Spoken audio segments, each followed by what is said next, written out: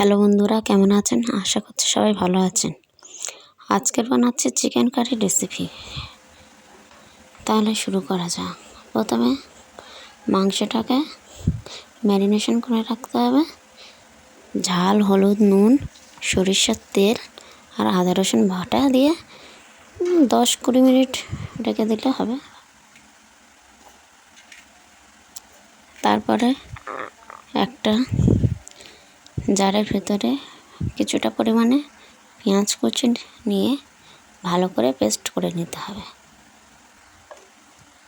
Paste করে নেওয়া হয়ে গেলে কড়াইয়ে প্রথম তেল দিতে হবে।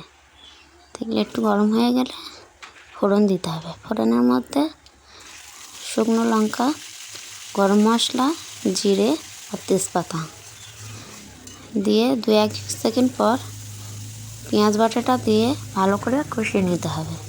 কষিয়ে লাল লাল হয়ে গেলে আদা রসুন দিয়ে 2-1 মিনিট নাড়াচাড়া করে নিয়ে ঝাল, হলুদ, নুন দিয়ে আবার কষিয়ে নিতে হবে ভালোভাবে, যতক্ষণ না তেল ছেড়ে বেরিয়ে আসে। হয়ে গেলে তারপর ম্যারিনেট করা মাংসটাকে অ্যাড করে দিতে হবে মশলার সাথে, দিয়ে ভালোভাবে খুব ভালো করে কষিয়ে নিতে হবে। কষিয়ে নেওয়ার মাঝে জিরে, মরিচ, ধনিয়ার গুঁড়ো আর গরম মশলা দিয়ে খুব সুন্দর করে কষিয়ে নিতে হবে।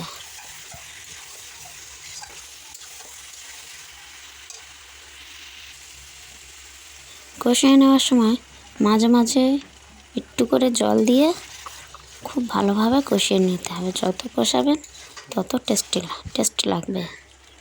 আর আমার ভিডিও যদি ভালো লেগে থাকে চ্যানেলটিকে সাবস্ক্রাইব করে পাশে থাকবেন। তারপর একটু মিট মশলা দিতে হবে। 2-1টা কাঁচা লঙ্কা ভেঙে উপর থেকে দিতে হবে, দিয়ে আবার নেড়েচেড়ে লাল লাল করে নিতে হবে।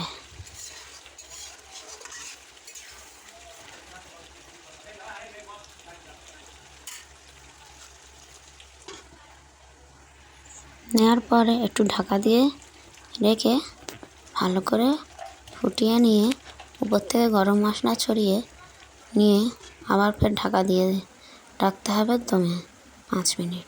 হয়ে গেলে উপর থেকে ধনিয়া পাতা ছড়িয়ে দিয়ে পরিবেশনের জন্য একদম রেডি। গরম গরম ভাতের সাথে জাস্ট দারুণ লাগবে। একবার এভাবে বানিয়ে দেখবেন, আশা করছি খুব ভালো লাগবে।